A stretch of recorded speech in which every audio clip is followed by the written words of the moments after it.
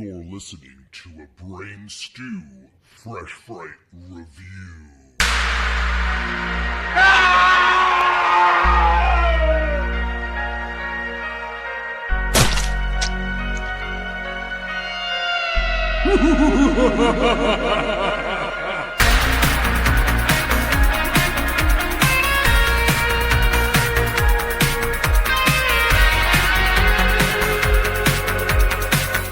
What's up, creeps? Welcome to another brand new Epic Film Guys Fresh Fright Review. I'm Justin, and on this episode, we have something monumental occurring. We have the first episode with the entire Epic Film Guys crew since we did The Monkey earlier this year. Who's back? Who's here? Who do we got on the mic? Jeremy Smoker, where's the day? I'm Jeremy. And I'm B-Ratty. That's crazy. B-Ratty. It's been some fucking monkey. Yeah, that was the last time all three of us were on the mic. Now, Jeremy, you returned a few weeks back when we did Jurassic World Rebirth, but we have not had the opportunity to sit down and watch something all together and talk about it. So we're here for the brand new requel, I Know What You Did Last Summer, which I know I can speak for myself. I was highly anticipating, and myself and Jeremy got to see a press screening of that earlier this week, courtesy of Sony Pictures. And of course, I rewatched it a second time, B-Ratty, when your wife screened it at Alamo Winchester. So I've seen this movie 2 times, and there's lots to talk about. But first and foremost, I have to throw it to you, B-Ratty, because I know you're just as big of a fan of this series, if not larger than me. How hard or big were you anticipating the return to Southport and Julie James? I think when they first initially said that you had the rumblings of them coming out and they were going to potentially do a requel, I was cautiously optimistic.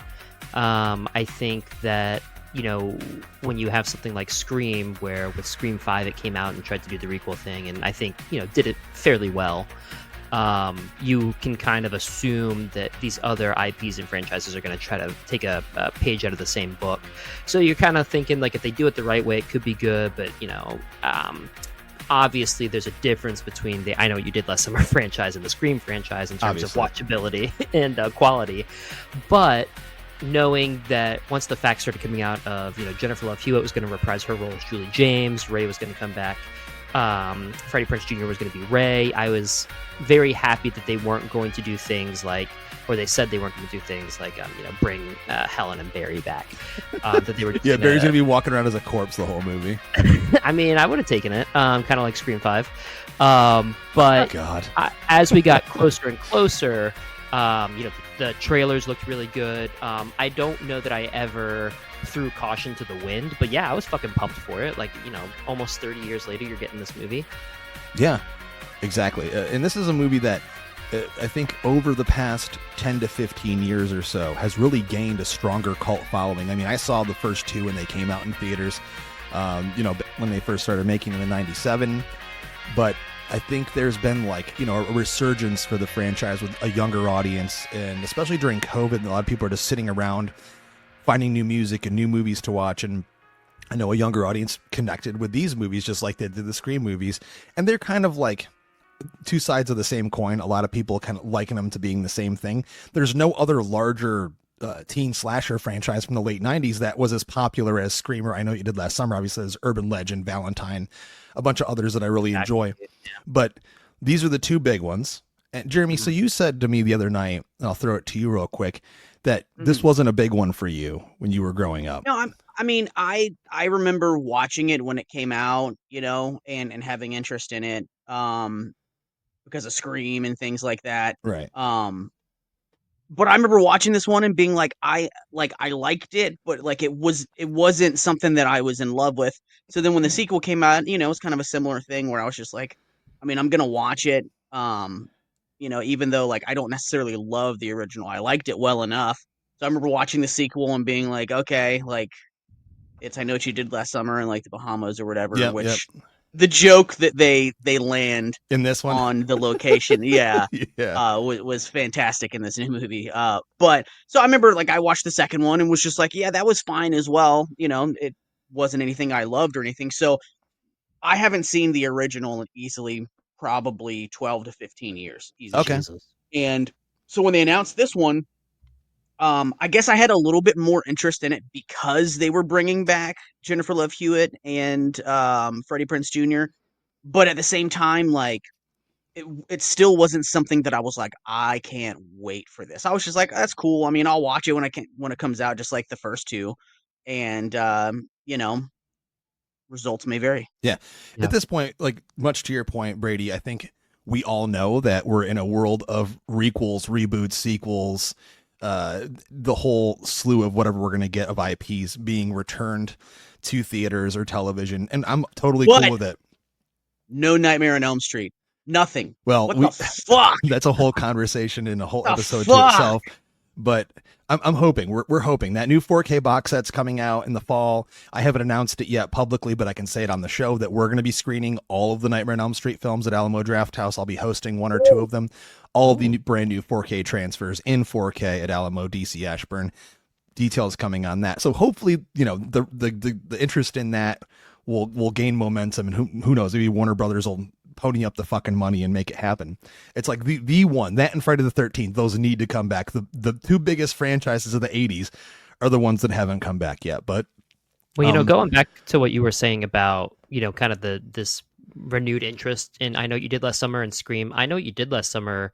Not that we're going to go through all the movies, but like you said, Jeremy, the second one was pretty quickly after the first one and very like within a different year. tonally. Yeah, it was set in the Bahamas. Jack Black is like in there as a Rastafarian. Titus. It was a year later. Yeah.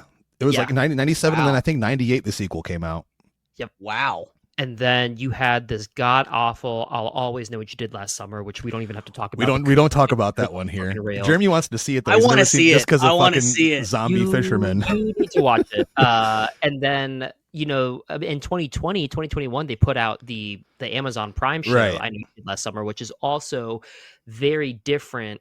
Once you get into it, it introduced a lot of new concepts and takes on it. But I think that also helped introduce kind of like on that back of Scream coming back out. They were like, let's put out this show. People see the name. What year did that come out? I think 2020, 2021. Wow. I No had one already talks forgotten that about was it, even but a thing. apparently seeing rumblings on social media lately that a lot of people actually really enjoyed it. So I never, Wow. I tried watching the first Wow. episode and could not get into it, unfortunately. It's also very much kind of like this movie, and we'll get into it, geared towards the current Yeah. generation. Absolutely, which it should. Between the three of us, I'm closer to, but I still feel like it's a foreign concept, foreign world to me. So Yeah. Well, you're not in your 20s anymore, buddy. So I know, crazy. I'm an old man. I sleep sideways on my pillow, and I'm done for the day. So yeah. Well, now I know what you all felt like. oh God, if Yep. I can get one good night of sleep, it's a miracle. But so I was excited for this. We already talked about that. Like I think that it's become a staple, much like Jaws. I mean, the movie is July 4th. It's a 4th of July celebration in the movie, and people have likened it to being like a new staple for the holiday. And that's what I've been doing for many, many years. And I think them bringing this back, riding on the coattails of Scream, if you will, isn't a bad idea. It makes sense for Sony to do it. The budget was only like $19 million. You get back the legacy characters, but will it all work? And we're going to talk about that here. So for those that are uninitiated, B-Ratty, that one fucking person in the corner sitting at a bar listening to the show that doesn't know what the thing is, tell them what it is. Yeah, so pretty much this movie follows 5 friends who inadvertently kill a pedestrian in a car accident, and then they cover up their involvement to avoid consequences. However, a year later, on July 4th, as they try to move on with their lives, a stalker sends them taunting messages about their crime. Then, realizing that the stalker is imitating a legendary serial killer, they seek help from 2 survivors of the famous Southport Massacre of 1997. Yes, and I'm going to talk about it right now. Full spoilers, ladies and gentlemen. So if you haven't seen the movie, we're not going to do a non-spoiler for this. We have to go deep and go fucking hard into the wound. They didn't really kill anybody. They didn't. I don't even think they helped cause the death personally, but we could start right there. In the original, that was like my thing. I was like, man, if I was there in the new one, if I was there, hanging out, that smoking a fucking car joint. that car swerved on its own. You know what I Yeah. mean? Like, the dude shouldn't have been in the road, but I would have been like, we need to call 911 because like that dude just drove off the cliff or whatever else like that. And I don't know, like for them to be like, we got to get out of here. Like, it was unrealistic. I feel like, I understand not wanting to get in trouble and shit like that. Yeah, But like, I that mean, dude drove off the cliff himself. It wasn't like they threw him in the water. I think that they were trying to differentiate themselves from the original, where in the original, anyone that's seen that movie, they know they literally do hit the dude. They and hit then him, drown him. Yeah. and they drown him. Well, they think they drown him. They attempt to drown him. So but, they like kill him twice. yeah. So double murder on one guy. But so here it's not the same thing. So they're just fooling around watching fireworks on the road. And the guy does swerve, Jeremy, around one of the characters that's just like fooling around, smoking weed, having a good day. I mean, why wouldn't he be having a good day and celebrating? He just had his engagement party or whatever. So, I mean, he has a right, him and Danica are hooked. Loved that sign on the side of the house there for promoting the engagement party. A little fun Easter egg, if you will, or a little jab at the audience. Some camp Here's value. the thing that I need to start off with. I'll go before right we ahead. get to this fucking accident. The moment that movie opened and we did not hear Typo Negative's Summer Breeze cover, Yeah. I was out. I was already in the negative. Well, and I know you can't do the exact same thing, but that is like, Justin, you and I talk about it all the fucking time, but at the minute that movie, it sets the tone. original opens up, Yeah. it sets the entire tone. And you could have done something like a call out, like maybe it's like, I don't know, a fucking acapella cover of Summer Breeze. Yeah, a remake. Yeah, a different remake, version yeah. of it. Sure. Cover. But I think that could have really set the tone. But then getting to this accident, yeah, I think the really interesting part, or the part that hooks you, if you will, about the original is that the four friends clearly commit a crime. Like they do something that there is plausibility behind, that they are all worried that their lives are going to get ruined. So that when they're having the discussion with each other, even though it can be outlandish because fucking Barry is, drunk and screaming everything and choking Julie, it still makes sense because you're like, yeah, like how do you explain this to somebody? Like they're going to be, there's alcohol in the car, they've been driving erratically, like they all reek of booze. So then they make the wrong decision to do it. And then they suffer the consequences because then they can't go tell the police, because then they're going to have to admit that they actually, tried to cover up a crime twice. This one was so beige because we talked about it after the movie last night. You could argue that it was the driver's fault. Sure. Like, sure, there's somebody in the road, but when my dad, when I was driving, like learning to drive, was like, if a deer gets in the road or anything, you just fucking hit it. Like you're going to hit that deer instead of swerving out of the way, because you're going to cause more damage that way. Right. Or you could kill yourself as well. Right. So yeah, they shouldn't have left the scene, but really all the friends thought that they were going back to call the cops, and it was just Teddy. Well, yeah, Teddy, whose dad is the bigwig Grant Spencer, played by none other than the Rocketeer fucking himself, Billy Campbell, who's a wealthy real estate developer. Rocketeer's fucking himself? Yeah. Weird. I was so excited when I getting saw him weird. show up in the movie, dude. I knew he was cast and everything, and I had just met him the year or two before, and I'm such a huge fan of that movie, and I'm like, great, glad to see him in a movie again. But so this Teddy character, like, it's not even like they're hammered or anything. I think like Danica, who drove there, is totally sober. They're just smoking a joint. Like, this is the most non-threatening group of kids ever. They're just watching fucking fireworks. I mean, Teddy does have like a flask, but it's not like what Barry was doing in the original. yeah, Like it's not Barry's a full bottle of bourbon or whatever he was chugging in the original. So it's very neutered, I would say. But his dad's the bigwig. Can't, he lives this life under his dad's reign of like, Southport is now revitalized. It's no longer the location of the Southport massacre of 97. He's come in and changed the entire town. And that's one of the things that bothered me the most. The visuals of the movie, not the cinematography, but the locations themselves. They didn't shoot, I don't think, anything in the original town. They shot everything in Australia, and they made it up to look like it was Southport.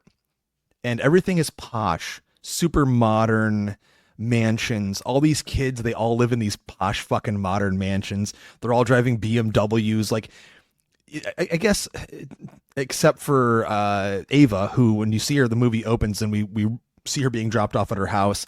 She lives in like a modest house, but I guarantee you that house is still like a $800,000-$900,000 house in that town. So it's still not very modest. But that's one thing from the original, that Barry was like the one that had money. But if you saw Julie's house, it was just like a small house out in the country. Even Helen's house, it's a nice house. It's not like a huge mansion or anything. And it had that small town quality. And this doesn't have that. It never really felt like Southport to me Another thing that I think I have to get off my chest after seeing it twice is there's no 4th of July celebration that you see. These kids go watch the fireworks, and you see people at Southport on the beach and doing other stuff, but like you don't ever see like the huge town celebration with the band playing and all that stuff in the parade. That doesn't happen. No, but I mean, I guess that only happens in the second half of the original, because at the beginning of the original, there's just fireworks and they're like at Well, a we beach. see the aftermath of it because she wins the Croaker Queen crown, and then after that, you know, we see the later in the following year, her in the parade and all that. But I was hoping to at least see like a parade or something, like have that small town vibe, which clearly if they shot this in Australia in like a new modern revitalized town, you're not going to get that imagery.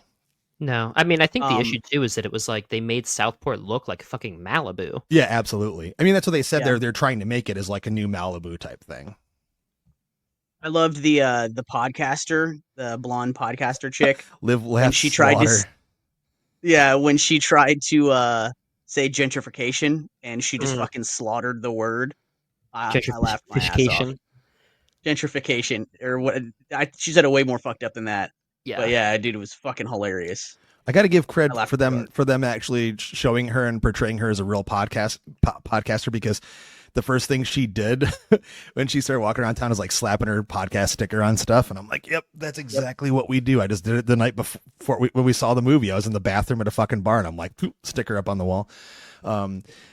That character was just there, I thought, as cannon fodder so we could get an extra kill, but also as another red herring. We have to get to these characters right now. First and foremost, we have Ava Brooks, who technically is our Julie James surrogate. Like, she's supposed to be, I think, our main character, played by Chase Sue Wonders. Then, of course, we have Danica Richards, who's played by Madeline Klein. Those are the two main, I guess, standout characters. I think they're kind of like the Helen and the Julie of this movie.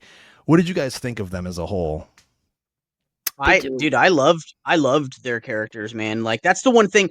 If this movie would have had cardboard cutout, unoriginal, just faceless type characters, like a lot of slasher films that we get, where they just don't do any character development or give any of the characters any like distinguishing, qualities about them. This one, like, I genuinely, like, I was afraid that they were going to be very to type when the movie first started or whatever, but dude, all of the little quirks, I'd say the only weak link would have been the Milo character. Yeah, his dude, character, he's a wet fucking blanket. Yeah, I don't think he was as fleshed out as what Teddy or the other two female main stars are. But I liked the cast, I liked the characters, and I feel like that's why I enjoyed this movie more than I probably would have, is because the character work was pretty good, man. I thought Danica was fucking hilarious, and Teddy is like they were like, dude, we gotta cast this guy because he's like Channing Tatum and Mason Gooding like in one human being. And yeah, I caught that vibe for sure. Yeah. I mean, dude, I genuinely like their characters. Yeah, I think I was worried when I first saw the trailer that they were going to just make everybody the same cutout from the original. Like, you can see some where Teddy is yelling kind of erratically, so you're like, all right, well, he's going to be the Barry. He's the Barry, sure. But what they ended up doing, like you said, Jer, was really great, because they kind of blended the original characters into each of these characters. So Ava isn't necessarily always a Julie. There's some instances where she's a Barry or she's a Helen. Does that make sense? Like, it's not like they were all like, hey, you're going to be the new Julie James. It's you all are going to have your own identities that also encapsulate all four of the original. And I would even argue that Milo, as much as I hated his character, he kind of reminds me of Max from the original. A little bit, sure. Where he's kind of that whiny, just kind of showing up there. Like, he gets killed, later in the movie. And I think his death was probably my least favorite out of everything, but I'm sure we'll get to that. Yeah. But I also think that I'm going to be a stickler for this too. You go back to what makes Scream work so well. What makes I Know You Did Last Summer work so well is the fucking writing by Kevin Williamson. Like, he just fucking knows how to write those characters. And I think that with this new generation, what are we on, Gen Z now? But Danica had some really funny moments, but there were a lot of shit that she was saying where I was like, what the fuck is she saying? Like, I felt like an old man there, like in my rocking chair being like, what are they talking about? However, if you get past that, there's good chemistry between her and Ava. There's good chemistry between Danica and Teddy. Even Milo being a wet rag, like you do believe that they're all friends who have gone through something that fractured the friendship in different ways. Sure. And I also like Sarah Pigeon as Stevie, I think, to an extent. They do the bare minimum to make these kids feel like they're friends. We don't actually see them really doing anything prior to this incident. We just see them at a party, and then they hang out, and then of course they reunite with Stevie because she's there working under Ray's bar. Ray Brunson has a bar in this movie, and she's like delivering Ray's bar, booze, or pulling in all the empties from the event. And they reconnect. The year prior, they disconnected and kind of had a falling out. And then they hang out together, they reband, and now we have our group. I have to liken my disdain for some of the character work here to the fact that I'm just not the fucking demographic for this. My daughter went last night. She's 21, and she liked all the new characters. And I think that's who they're gearing this towards, as teenagers, early 20-somethings. I don't think they're terrible by any means. I think they're somewhat underwritten, but the acting is performed very well. I thought Madeline Klein was pretty fantastic in the film, so I can't hate. And I did like the fact that character of Danica kind of puts up this front like she's almost like a ditzy, elitist, elite, what it would be like a rich person would be, but really she's got a lot of problems, and so they make it a little bit more layered. Nothing crazy like the Scream movies do to give deeper development, but it's bare minimum. It's surface level stuff to kind of give you a hint at who they are without really delving too deep. And I did think the team dynamic, the friendship there, worked pretty well. So, I mean, I can't hate on that much. I will say the dialogue in the movie at times by Sam Lansky and the director herself, Jennifer Caton Robinson, is atrocious. I think some of those lines... it's fine to put callbacks in there. I love callbacks here and there, but we're at this point, I think, this many years after The Force Awakens, where all these movies are doing the same thing, and I'll take a few here and there. I don't mind it. It's funny because, Jeremy, there was an individual sitting next to you in our screening. I assume they were press because they were in the press section. Oh my God, and dude. they were like talking out loud about all the dialogue. And there's a line that Ray says in the movie, and I don't want to get ahead of ourselves, but it's a line from the original movie. And he was like, oh my God, that's so cheesy. And I turned like out loud and said, it's a line from the first two movies. Like I wanted to grab that motherfucker with a hook and, Dude, he wouldn't shut the fuck up. He's like, oh girl, don't go in there. What is you doing? Yeah, no, it was one of those situations. The whole fucking movie. I was like, where I was just like, dude. You know what though? In my 20s, that shit would have burned me up. Now I'm like, no, I didn't. Whatever. But I had to say something by the end. But I think the script itself is just good enough to get them from point A to point B to make the movie feel like a fresh take on what is basically the same exact movie for all intents and purposes. That's what they're trying to do. Sure. Yeah. And I don't hate that. I knew that from the start. I remember when they first revealed the trailer on social media, I actually defended that. I said, what did you think it was going to be? This is exactly what we expected that it would be. But does it live up to what the original does? And I think the one thing that I really appreciated and loved a lot about this movie is the fisherman himself, who is made to be much more scary, a larger than life presence, has this aura about him, and way more brutal. The kills in the movie, for the most part, are way more violent than what we got in the original movie, which that movie's way more of like a teen horror movie thriller than like a slasher, really. I mean, the guy's got a hook in the first movie, but he's not like slicing and dicing everybody up. I mean, for example, like Helen's death in the original Brady, you don't even see her die.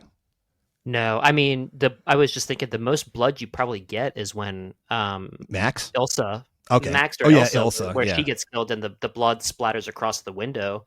But yeah, outside of that, Max getting dragged over the steam, but again, it's just like kind of a blood trail. Even Barry, who gets stabbed like 17 fucking times up there, there's just a single drop of blood on the banister. So yeah, I also appreciated that this fisherman looked fucking good. The sound design on him walking Those through steps, oh my god! doorways At our was first great. screening, Jeremy, Dune, Loved it. Dune. It was. I thought it was so cheesy at first, but you realize that they really are putting a lot of camp value into this thing. This movie's got camp value. It's campy as hell at times. So I understood that's the whole point of it, is to make it a little bit on the nose. No, yeah, and I mean, I think they mostly succeeded at that, where it didn't really fall into a tone gutter, if you will, until like the halfway through the second act and into the third act. But up until that point, I think that first act is pretty strong with building up to the fisherman. I wish we would have seen a kill a little sooner than we did. But kind of building this dread, building the rapport between the people, having the moments of camp and some callbacks. And then when you get that first kill of fucking Wyatt, got down in a whole bottle of tequila. That dude is hilarious. I love how I she's heard like, you fucking laugh in the theater last night, and I was like, Justin is enjoying himself. Danny's down like, she was elbowing me in the, like, because I said that's exactly what I do when you like, I'm gonna go take a shower or take a bath, and I'm like, there's a bottle here. Like, okay, who's looking? I did the same thing that dude did. He's like looking around to see if anyone notices. What's so hilarious about that, though, Brady, before the movie opens and Danica and Teddy are engaged. Then a year later, after the events occur and everything, and the team kind of disband for a year, when we see Danica again, she's at another engagement thing, like a shower, a bridal shower or whatever, and she's now going to marry this other dude. And the way they reveal that is like him coming around, you think it's Teddy, and he like kisses her, like, oh my god, it's a different dude within 1 year, which I thought was funny. Good, he was hilarious. I was also, you see him get hit with the spear gun in the trailer, so like you're like, well, it's not going to be Teddy, so how does this guy factor into it? Right. So as soon as you see him enter that frame, you're like, this makes sense. So not just the first appearance of the fisherman being great and watching him come out of the shadows or the darkness with the pool, which also seems like a callback to Scream. Absolutely with was. Patio lights. But then what I also really enjoy about this movie is the staging of the bodies afterwards. Like after the fisherman kills somebody, like they're usually found in some grotesque, almost artistic way. So like Wyatt is found with the spear gun, like through his mouth, kind of propping him up in front of the fireplace with the you can't escape your past kind of in the background. But I thought that looked great. It looked fantastic. Outside of the awful amount of makeup that they put on a dead body to show you, the audience, that they were dead. That they're dead. I was like, why are they blue? Dude, it looked just like some Tom Savini shit from Dawn of the Dead, like that sort of like gray bluish, like overly done makeup. But I liked the first kill. I thought it had a great build up to it. I thought it was pretty frightening. It did feel a little bit more like Scream than I know you did last summer. And I have to say that throughout this review, that I think that the director of the movie, she had a wonderful admiration and love and passion for the first movie, but she also clearly likes Scream because this movie takes the best of both of those worlds. And this, I think, for the most part, feels a little bit more like a Scream movie. Totally. Well, yeah, I mean, once you give the fisherman more than a hook, I think it becomes more of a Scream movie, or it becomes more of like a Friday the 13th. Like when I saw the spear gun, as cool as the kill was, all I could think of was like Friday the 13th Part 8. Sure. Or all I could think of was how much this resembles a Scream film, which isn't bad unless you're doing an I Know What You Did Last Summer film, which has its own villain, has its own different tone it's supposed to go after. I mean, to be fair, how many different deaths can you do with a hook though, Brady? I don't know. I mean, you did what, 5 of them in the first one? I mean, it's the same thing as Freddy Krueger. He's got this death glove, and a ton of his kills have nothing to do with his glove. You know what I mean? After he's a dream demon, so he can do weird things. Yeah, but I mean, just after a certain point, it's like, okay, like what else can I do creatively with this glove? No, and I'm not saying that it was all bad. I think it kind of took me out because in that original film, it's not even like you don't have a lot of kills. You have 5 or 6 kills in it, and it's all with a hook. But I think it goes back to the tone of that movie, like Justin said, was more of like a whodunit thriller, not an outright slasher. You can tell they were trying to make something a little bit more, not serious, but a little more prestigious. They were trying to go up a little bit higher and not make it just traditional, because up until that point, slashers were what they were, mostly known from the 80s, and the 90s didn't fare well with that genre until Scream came along. And I think after that, people were just trying to make something a little bit more, I wouldn't say heightened, but you know what I mean? Like not as dirty and grimy, something a little more flashy. the book that it's based off of, which I believe is from like 1973, I want to say, by Lois Duncan, that is not really a gory horror book. Right. That more so murder mystery thriller. And I think, Kevin Williamson and I want to say Jim Gillespie, they were respectful of what came before and then still made it its own thing. But that's the tone you get, is it is definitely not so much gory. And like you said, the time that slashers were coming out, what did you have to compare it to? Sure. But, this one definitely, from the moment that fisherman shows up and does this first kill, you're in for a different type of movie. It's a totally... I wasn't upset with it, with that choice. It's a modern slasher, 100%. I mean, I think for what audiences are used to now, especially post Terrifier 2, I think audiences expect more blood, more gore, more violence. You really can't make a slasher that neutered or muted anymore. It has to go for the throat a little bit harder. And I did appreciate that about this, even though it does stray from the path a little bit. I think in terms of like what I really wanted out of the movie, which it didn't do that well overall, was suspense. And the first movie has a lot of suspense, a lot of build up. There's a couple moments, but for the most part, it doesn't really do a great job of that. And one of the, I guess, examples of that would be when Danica and Teddy go to the graveyard and we get a chase sequence. It doesn't come anywhere close to being what we got in the first movie, which is arguably the Helen Shivers chase scene is, in my opinion, I think top 5 slasher chase scenes of all time. It's just perfectly done, very cinematic, gorgeous to look at. And it takes a long time. It's a long ass chase. It goes into the store, she escapes, everything else. What did you think of that scene? Whoever wants to speak. I'm pointing. I'm pointing. Sir, there are two of us. Whoever here. fucking talks first. No, I mean, there's a lot of things pacing wise that this movie does that bother me. I'll just tell you right now, the third act is so rushed that something that should have been monumental and really taken its time and had a huge impact was done so quickly that by the time they do the reveal, right after it, that's already been wrapped up and the movie's wrapping up. There's a lot of pacing things, and I would have loved to have seen more intense cat and mouse scenes. In fact, the little thing that I wrote on my Facebook talking about the movie is that exactly is I talk about, I need a big cat and mouse. Like, there should have absolutely been a huge cat and mouse chase sequence at the end of the movie, especially being in a claustrophobic spot like that yacht, like that would have been really, really good. But this movie kind of lacks on great cat and mouse sequences. It's kind of just bad guy shows up, does his thing, moves on to the next time that he shows up. You know what I mean? Sure. I'd say the best cat and mouse that you probably have in the movie, arguably, maybe the podcasters sequence. I feel like that was possibly, where she's going up that little dumbwaiter thing and everything else like that.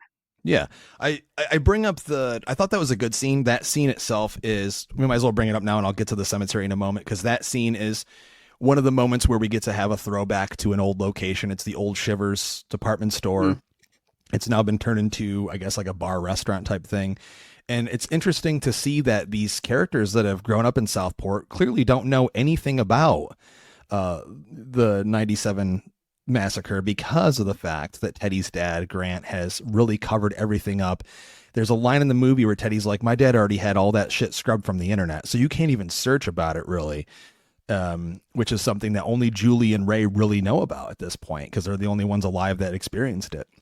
But this is a kind of a cool throwback scene, because even though the downstairs doesn't look anything like the department store, we get to go upstairs and they have somehow they still have all the old mannequins from the department store still there with the sheets over them, and you get that visual, which is kind of a cool thing. And I did like, it's a very small chase there in the kitchen and everything like that, and we do see that Ava does get a cut in. She gets a wound on the fisherman there, so she defends herself pretty well there. And then there's like a weird cage thing that he puts on her. Like, he drops this cage from the ceiling. Straight Scooby-Doo. Absolutely. Status. And then she's like caught in it, and she's trying to get out, and then she calls, for Stevie to show up. And there's all these misdirections as to who the killer is at this point. But then, of course, the poor podcast girl who's just there. She's literally just there to cover the location. Perfect timing though, 4th of July. She knows her shit, man. That's how we do things, right? Get the most likes, get in that algorithm. And she gets offed. I love the part before he kills her and she's like, come on, man, seriously, I'm a fan. Dude, I'm a fan. And then he fucking hooks her and then, ties her up by a fucking rope and throws her out the window. And I feel like that should have been a great scare when they come out the door thinking they escaped and the feet fall down in front of them. But I thought it kind of landed pretty flat, but that was a cool sequence, I think. Once again, nothing that really touched the original, but Brady, so I'll go to you on the graveyard scene because there's more Easter eggs there because they're going there trying to find out. Okay. So they find out who the guy is that dies. They find out the name connected to the vehicle, and they're going to the grave site to try to figure out anything they can see about this character. And they see flowers were left on his grave and they're fresh. So they're like, oh, maybe we'll talk to this gravesite guy and see if he'll look at the cameras and find out who laid them there. And while they're there, what do they see while they're waiting? They make a joke about Barry's name. Oh my God. Yeah. They see the tombstone with Barry Cox and Teddy's like Barry Big Cox or whatever. Yeah. And then you see Helen and Ilsa's grave. There's I think a photo of Helen because then Danica's like, oh, she's so pretty. You see the flowers. Outside of the lack of suspense in the chase scene in general here, I like that you get to see the Croaker Queen. I knew you would. I think when the trailer came out, that second trailer, and you see that, I was like, well, that's enough for me. Like to hit that moment of nostalgia, like get that. I wish we had gotten more. But going back to just talking about the chase too, like, yeah, that Helen scene from the original is a great chase scene where she literally almost gets away, right? And then she stops to look behind her, thinks she hears something, and then when she turns around, the fisherman's there and guts her. But it's like a good 5 to 7 minute chase scene from start to finish, like right after Barry gets killed, the police officer, all this stuff. This one, though, the absolute lack of cat and mouse, and even in the original, he's toying with them. He shows up and steals Barry's car at the gym. And then can kill Barry, but doesn't. Doesn't. Lets him live. Injures him badly, but lets him go. Yep, he cuts Helen's hair. He puts Max's body in Julie's trunk. He gives Ray a letter. But that's all he does to good old Ray. Right, but I think this movie could have really done something with a little bit of toying and tension and suspense instead of just outright killing. Like as soon as he shows up, after about the third kill in the movie, you're like, all right, well, the next time he shows up, he's just going to fucking kill someone because, like, why would he wait? He does a little chase, not much stalk, but then slash. Yeah, I don't know. It's just, and this could have been a good one too. And not that it was bad, but then, he ends up almost killing Danica, and Danica gets her head hit on the pipe, and then Teddy fucking linebackers out of nowhere and just like pushes him off. But then, dude, this fisherman has like a mad ability to just disappear after getting absolutely bodied across the float. He just gets up off the floor and runs away. I don't know. It's almost comical sometimes, like how fast he can disappear. But I mean, I get that's the nature of the actual, film itself. Sure. What I do really like, the kind of toying that we get is, Teddy goes to the gym after he and Danica have kind of a heartfelt moment. And, he tries to call Milo after Milo's been killed and disappeared. And I'm not even going to talk about Milo's death because it's so dumb. Yeah. It's just literally like a really quick strangulation scene. We've seen similar scenes in 80s slashers that were more impactful, but they're like, well, this character is a wet blanket. Let's give him a wet blanket kill. Right. But then Teddy, he's in the sauna at the gym and he sees the "you're next" on the window, and then he goes home to his boat and he's drinking like 18 beers. But then Justin's like a man after my own heart. Absolutely. He gets into this fight with the fisherman, which is pretty cool. Like the fisherman stabs him at first, and then Teddy's still like putting up a good fight. And then he gets stabbed a couple more times, knocks the fisherman out apparently, and then he's crawling up the stairs. I thought that was a good moment. It was good, and I liked the opening to that scene where he's hammered, right? So that gives that the reasoning why he's seeing this statue that his dad obviously has, like this fucking statue with a guy with a hat on in this dark lit hallway, like these candles and shit. It's all moody. Whatever, rich people do weird shit like that. So that's a pass. And he walks in there to go shut the gate, and clearly the fisherman's just standing in front of that statue, and he doesn't notice it, and that's when the fight ensues. And I thought it was good. He does get a couple of hits in, and it's a good back and forth for what it is. And then of course he gets his, and his dad comes out, which we still don't even know up until that point if he's actually involved with this or not, or if he's just hiding things. He's got this deep connection with the police force, and then of course he gets a fucking hook through the throat all the way around, and it's one of my favorite kills of the movie. Absolutely, one of the most gruesome. I think that whole sequence with Teddy and his dad is easily my favorite kill sequences in the movie for sure. And one that they certainly took more time with than the other ones. It's like the filmmakers making this movie had a runtime in mind, and they were like, I don't give a fuck about suspense. We got to get this runtime to get this many showings a day. And I feel like that was that, but Teddy's death scene and his dad's was definitely probably my favorite kills in the movie. Yeah, and since we're getting to, just like the movie does, we're getting last to the legacy characters, but I think it's something very important to talk about. I mean, the reason why I was excited about this movie in the first place was the return of Jennifer Love Hewitt as Julie James, and of course Ray Bronson coming back, Freddie Prinze Jr. You couldn't really have this movie without him. You could, but would fans really want to watch it? No, they know that they're for the older fans like us, they're the pull, right? And it was reported that they had been filming for many months in Australia before they even got Jennifer Love Hewitt to sign on. I have no idea if that had to do with contract dispute or how much she was getting paid. What it sounded like when she did interviews, when they asked her, are you going to come back and return? She's like, if I find a good enough reason, if there's a reason for Julie to be in the movie, absolutely. What I think that is called a quick rewrite to fucking throw her in the movie. And it shows. I think she's heavily underutilized in the movie, and it really upset me. I think they could have done so much more with her. We meet her. She's a professor at a college about 45 minutes away from Southport. And of course, we have Ava going there to ask for help, just like all the new characters do. Go ask the legacy character, what do we do in this situation? Because you've been through it. It's the Force Awakens formula. It's Scream 5. It's the same shit, which I expected. But it gets her into the movie. And we have a nice heartfelt scene at her house. We see pictures of her and Helen and Barry with Ray cut off out of the frame, because I know that promotional photo they used. And we kind of see where she's at this point, but there's not really much to indicate where she's been other than she's been staying away from Southport. She doesn't want to be there anymore. And she tells Ava kind of how you have to deal with this. Like, you can't run, you can't hide. You just have to find them before they find you first. That's the first bit we get with her. And then, of course, we get a scene, which I'm very thankful for, of her and Ray together. Now, almost 30 years later, we find out that they were married, and it was not a good split. I have no idea why. They don't go into that at all. They don't develop it. Kind of upset me a little bit. I felt like, man, the one thing I was really hoping for is to see Julie James all these years later, like thriving and happy. And we didn't really get that. No, I'll jump in. I feel like the amount that we get the legacy characters in this movie is kind of what we got with Sydney and Scream 3, where they were like, look, we need to put her in the movie, so they wrote, intricate parts for her, but really. Do you mean 5? I mean 3 as well, dude.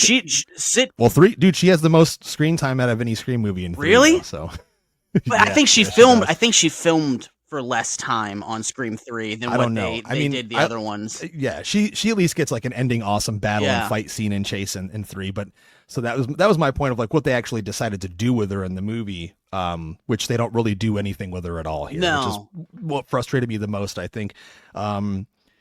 Like they try to present the Ray coming to visit her scene as like, oh, someone's coming to get her and she's checking her cameras, like a very small moment of any suspense at all.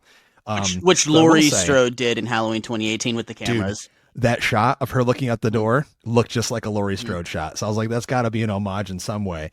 But I don't know, they argue for like 3 minutes, and then that's all you get with them together until the ending. Ray, on the other hand, seems to have a much larger part in the film, and for good reason, and we'll get to that in a few. But you know, he comes into the town hall meeting when they're basically, there's this huge town protest about all these murders and what they're going to do about it. And Brady, I'm not sure if I thought it was a good scene where he comes out and he's like, this isn't the first time this has happened in Southport. You know, he's the one speaking out about the fact that they've kind of covered everything up from 1997. And they're just basically like considering him like crazy old Ray, like crazy Ralph kind of thing. Like you and your bar, you know? Yeah. I mean, they have like most of the like townspeople are agreeing with him. So they're like clapping, but like the chief of police and Teddy's dad are like, all right, dude, like go back to your bar. Like there's no correlation between 1997 and somebody driving off a cliff. And, you know, they're trying to kind of just, they claimed the podcaster was a suicide. And, yeah. Calm everybody down. And the one guy was the drug addict, alcoholic. So they're blaming it on that. Bar. So then Ray, you get another scene of him and like you find out that Stevie actually works at his bar. And that's how they know each other. And so that's when you get the, well, I don't like talking about it. And I mean, even the moment with him and Julie, where they're talking, like, I think you're supposed to get the sense because they go so hard on how Julie has overcome her trauma, right? Like they've said trauma with her like 15 fucking times. And you can clearly see that Ray is not over his. So I think they're trying to show you that they just became incompatible because one tried to move on and one couldn't from what they went through. But I also was kind of like, man, it would have been nice to see like them end up together because in the first two movies they're great together. But I guess it makes sense for what we end up getting from Ray's character, which I'm just going to go into it now because it's simmering. It needs to be said. It needs to be said. If you're fine with spoilers, that's fine. You've been listening this long, but this is like the fucking big one. So if you don't want it ruined, this is the big twist of the movie. And for some fans, it's either going to make or break the movie. B-Ratty, go ahead and have at it. So there's like 15 different red herrings in this movie that all don't make sense, and you can kind of see through them. Like they try to say they try to make it you think it's the podcaster, then they try to make you think it's Teddy's dad. They try to make you think that it's like the blonde friend, that Stevie's friend that's helping her at the party in the first year, or the pastor as well, Pastor Judah. Pastor Judah, and then you get to figure out that Stevie is the fisherman, which okay, that's plausible. It makes some sense. Ray comes to the rescue.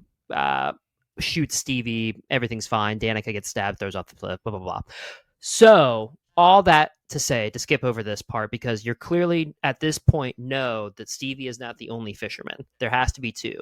And they fucking make Ray Brunson the killer. They make him bad, which is like the worst fucking decision to do with this. What I said to Justin when we got out of the movie was like, dude, for years now with the Scream franchise, you hear people that are like, they should make it to where Sidney finally snapped. People suggest that thousands and thousands of times a day on the internet. Like, it'd be cool if they made a Scream movie and then the final reveal was that Sidney's one of the killers. Like, you guys have heard that a bunch of times. So I'm still hearing 100%.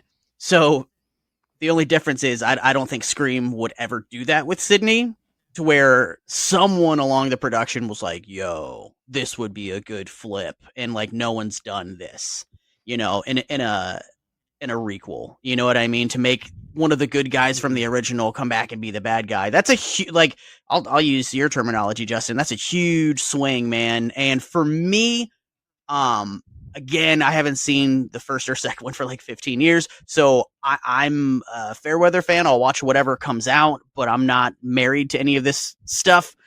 I didn't give a fuck that they made him the killer. The pace was completely fucked up and they sped things along. What should have been huge and impactful and had that moment of awe was just sped along so quickly that by the time that they reveal him as a killer, all of a sudden he's been taken care of and the movie is wrapping up. To where I'm like, dude, what the fuck, man? It's the Ghostbusters Frozen Empire shit all over again. To where I'm like, man, we lead up to this huge conclusion only to speed it up and it's fucking already over with, which bummed me out. Yeah. I feel it, dude. And so we find out Stevie's the killer because she was actually dating the guy that went off the cliff. We find out earlier in the movie by cast dialogue when they see her show up to the party, it's been a year, that she had gone through rehab. Her dad had left her, taken all of her inheritance. So they she's connected with this guy in the church, that Pastor Judah guy. She was close in with those people, and she clearly didn't know that when the truck went up that it was Pastor Judah's truck. I guess she just didn't notice it. It must have been too dark, quick. or she couldn't tell it was her fucking boyfriend in the truck that was about to fall off the cliff. She didn't know. And when they asked her, like, well, you were there too, you left too, and she was like, it's because I thought we were calling the cops. Yeah. I mean, that's kind of a pretty weak connection there. But so this is the reasoning that she wants to kill Danica and all of her friends, was because you left her for dead and she was happy, and you took the only thing that I had from me. Traditional generic slasher villain motive. And then, of course, like the Ray thing, I think for me really upset me. I think if they were going to do it, it should have had a better build up.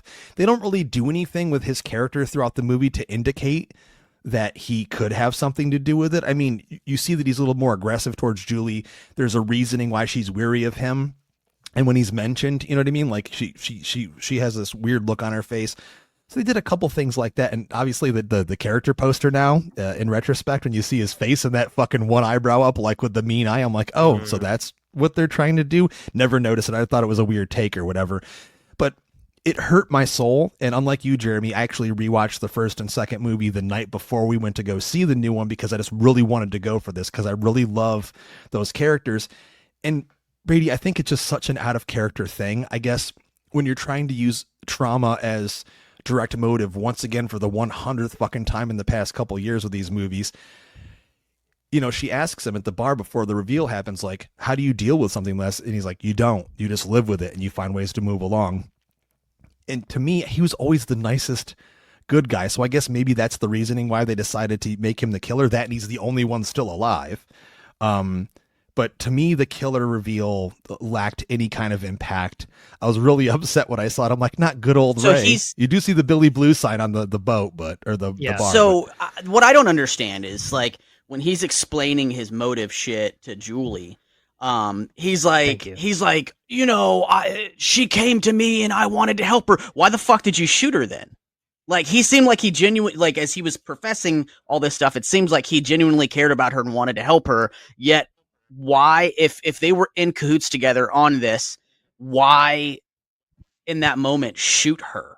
Like, well, I think he shot her in the shoulder. She lives. She's alive. Yeah, but like, Steve's why would he shoot her to begin with? Like, that shit, that's a plot hole, man. Like, that's oh, for sure. Fucking dumb. I mean, but also the reasoning that he gives after that is, you know, Southport tried to erase what we went through, and Southport tried to get rid of us, and we have to keep the memory alive. So you're killing people because people forgot that somebody tried to kill you and your friends? Like, it goes back to, like, what we were talking about last year with, like, The First Omen or Immaculate, where it's like the church is trying to bring the Antichrist here to bring people back into churches. And it's like, that's the same thing that he's, like, the same dumb logic. It reminds me of, like, the good old boy that can't handle that they're gentrifying their old town or whatever, or revitalizing it or whatever. It's not the same as it used to be, so I'm going to cause havoc. The motive is extremely weak, but I wanted to mention there that while he's chasing around Ava at the bar while she thinks she's safe, this is when Julie randomly realizes, when she's doing a Google search, that Stevie and Ray were working together, and then she drives the 45 minutes, which seems like it only takes 10 minutes for her to get there. And she shows up, and this is like the only scene we're going to get Julie James in where there's any kind of tension, and it's not, you get to hear her classic line twice. What are you waiting for, huh? And then she does it again when she's talking to Ray, and, you know, he says something about nostalgia, and of course the line is nostalgia's overrated, which I'm like, okay, this movie's saying that? Is it trying to poke fun at itself? I did not care for the face-to-face at the ending. I think she should have showed up with a fucking gun. I mean, I'm not saying that they should have made her Laurie Strode or Sidney Prescott, but do you tell me after all these years she doesn't have a gun on her, like, for protection? Fuck out of here, man. Dude, the end of the second movie, she literally blows away the fisherman. Just fucking die like a badass. And in this movie, she's kind of just a wet blanket in terms of, like, being that trauma-experienced final girl. You know what would have made sense and actually been pretty cool, with them even keeping the same killers they have in the movie, would be to have two fishermen that have nothing to do with each other, that are both on their own solo killing sprees, you know, mimicking the original 1997 killings, right? Like, obviously Stevie, her motivation would be, well, you fucking killed my boyfriend, having no idea that Freddie Prinze Jr.'s Ray lost it as well at the same time and has also donned the same outfit in Hook and is killing anyone that had anything to do with Teddy's dad, erasing the history. Like, it could be like, I want to kill those kids to hurt that guy for what he did by erasing history and the awful things that I went through. Like, people should know about this. So I think it would have been more cool to have these two people that are connected, but have no idea that they're both doing a similar thing at the same exact time, ending up at the same place. Like, oh, fuck, like, you've been killing people too. Like, I think it would have been more unique and would have at least explained why Ray snapped. Like, I just wanted to kill that guy's kid and anybody that was connected to that guy that could hurt that guy, while her motive was completely different. I think that would have been cool, and it at least would have been better than the motivations that we got, I feel like. I mean, the key thing is they had to figure out what they were going to do, because you can't bring Ben Willis back from the dead. The guy's been dead since the second movie. So I know it was an uphill battle, because in those movies, it's one guy, or one, in the second one, it's him and his son doing all the damage. It's not like Scream where there's like different Ghostface in each movie. So here they had a hard time probably figuring out who they were going to make the killer. And I think they really wanted to like go for the throw and have this huge reveal with Ray being the killer. And for me, it just overall didn't work. Too quick. Didn't work for you, Brady. We do have to talk about, before we get to our final thoughts, the other character that returns, even though she said in the press before the movie came out, I'm dead. I'm not back. Helen Shivers does make a cameo in the movie in a dream sequence, and I actually fucking loved it. Yeah, I liked it too. Oh, yeah. I thought it was great. I was glad that they didn't try to retcon things to bring her back in that way, because I know that the director was trying very hard to write that in a way that fit. Sure. But I think what we got was extremely well done. It made you feel just happy to see her in the Croaker Queen outfit, kind of menacing, and then turning into this cadaver at the end. The I thought it was great. The CGI cadaver looked like Awful. shit, but whatever. Yes, but It's the a lead dream up to that, sequence, she so it's looked fine. great, and they de-aged her well to look. I mean, she looks great right now. She looks amazing. She's aged wonderfully, but they de-aged her to look just like she did in '97, and it was a wonderful job. I really liked that moment when Danica has that dream when she's in the police station. Just glad to have her included there in any way they could have. But that's really where we're at in terms of the entire movie. The movie ends, we find out that, Danica and Ava, they're at the hospital, they go to eat, and they find out that Stevie's still alive. And of course, the mid-credits scene, which is one of my favorite fucking scenes in the entire movie. Fans were just clamoring to find out if Brandy was going to return as Carla from part 2. And in the mid-credit scene, we get to see her and her husband at their house watching the news, which is the news about Ray being killed and Julie being entangled in it. And the doorbell rings or whatever, and it's like another quick suspense moment, like, oh my God, is she going to get it too? And then it's Julie there. They embrace. It's a really quick moment, but I'm like, man, that's the fucking movie I wanted. Yeah. As a fan, Yeah, I was like, yeah. I wanted that shit, man. Like, and she brings her a note and a picture that has, Carla's face X'd off, and it still says like, what is it? It's not over yet, or some shit like that. It's not over yet. And then like, she says something along the lines like, let's go get this motherfucker, or something like that. I'm paraphrasing here. And then it goes to credits, and I'm like, the crowd actually cheered last night for that shit. I'm like, you can tell, like, literally that's what fans wanted. And I think it was clearly a scene shot way after the fact. Like, they brought them together because so many fans wanted it, and they're like, let's put it in there. So it was, I think, after the third act being kind of jumbled and sloppy, as my good friend Ryan C. Showers has said about the movie in his opinion, and I agree with him to some extent, it gives us that. And I'm like, okay, here's something for fans. Walk away a little bit happier than you were. Set up a sequel. But we're here. It's time. Yeah, I mean, who knows? As of right now, like I said, it's only made a couple of million. We'll see how well it's going to do overall. But guys, it's time for final thoughts and trash it or treasure it. Jeremy, I'm throwing it to you first. Yeah. I mean, I had a good time with this movie, and typically if I have a good time with something, I'm like, all right, well, that's all I want to be, is entertained. So, Sure. Usually I go a little bit more favorable when I feel like that. And I had a good time with it because, again, I'm not a hardcore fan of this franchise. That being said, there's a lot of issues with this movie, and like I've said numerous times in this review, the pacing was a huge one for me. I just wish it would have taken more time and let the things that were supposed to be impactful be impactful. So because of that, this is not a great movie, right? It's not a great slasher. It's a fun slasher. It's not a great slasher. So I'm gonna trash it because I'm not racing back to see this movie anytime soon. And I feel like if it was a movie that excited me or I had so much fun with it, I'm like, I can't wait to see this again, I would treasure it. That's not the case. I had fun with it, but I'm not rushing back to see it.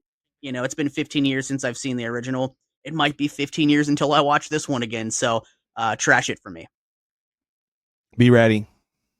Yeah, I'm gonna fall in line with you, man. Like, as much as it pains me to be in a situation where I have to do this, the pacing is just god awful, horrendous.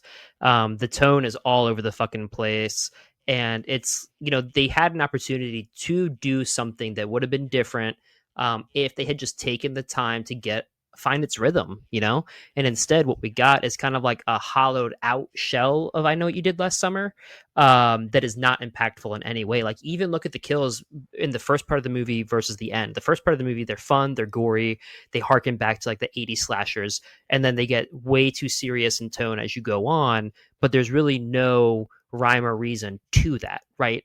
And that's just one marker of like, this was just not the enjoyable film that I wanted it to be on any level, on a slasher level, as a reboot level, as getting Jennifer Love Hewitt and Freddie Prinze Jr. back on screen. As fun as that still wasn't even impactful. And I don't really feel the need to see it again. Like, it's one of those movies that I am much better off just watching the original, watching I Still Know You Did Last Summer, maybe even watching the show. I thought you were. I almost thought you were going to say "I'll always know," and I was about to fucking no, get you off the show. No, that one's still worse than this one. So for that reason, I got to trash it. This was a hard one for me, seeing it twice, because Jeremy knows how I kind of felt walking out after the first watch, and I kind of sat with it a little bit because it does have its merits. I think the movie for surface level slasher is enjoyable. For a summer slasher movie, I think people are going to enjoy it. It does enough with the new characters to reel you in. Solid performances from them. However, what it does with the legacy characters, I thought was very mishandled, very sloppy. Did not have the impact that I had hoped for. And again, I try to base things off of what the movie is rather than what I expect it or want it to be. But there was so much more you could have done with Julie James. I think Ray was solid in the movie for what he was until they turned him into the actual killer. That could have worked for me had it made sense to the character and they developed it properly and given a good build up. But they really didn't. I felt like the movie has so many good things for it going, and every single time I started to get excited and really enjoy it, it instantly pulled me back under and told me, nope, this is not the one for you. So I'm going to trash it as well. Another thing that I have to mention, the score, which I always mention the score. John Debney's score for the original is absolutely a haunting masterpiece of music. It's orchestral joy in terms of you liking moody, spooky movies. Shonda Dancy, who does the score here, does as generic as they can when it comes to slasher. It is better than the score from I Still Know, but there was a couple moments where they brought in themes that sounded similar, but this is another case like where in Scream 5 when they got rid of Marco, thank God he's coming back for 7. I want to hear those themes again. I miss that music. So it is what it is. And also, like Brady said in the opening, No Summer Breeze is an instant couple points off. You just have to have it. I think there's a version of it somewhere in here, but it did not connect with me on that level. So I loved the end credits scene. I liked some of the stuff there. Some of the nostalgia works, little Easter eggs here and there, but overall, as a huge fan of the franchise and as a critic, I have to trash it. Does that mean I'm not going to see the next one? I'm absolutely going to. And I do hope that it gets made because I think that there's potential here, maybe just not with the creative team behind this one. So ladies and gentlemen, that's it for this Epic Film Guys Fresh Fright review of I Know What You Did Last Summer 2025. Thanks for checking out the show. If you're new, if you've been a long-time listener, thanks for sticking with us all this time. We're available on every single podcast network known to man, and of course at Epic Film Guys on social media. But until next time, I am Justin. I'm Jeremy. I'm B-Ratty. And as always, we like to ask you to keep it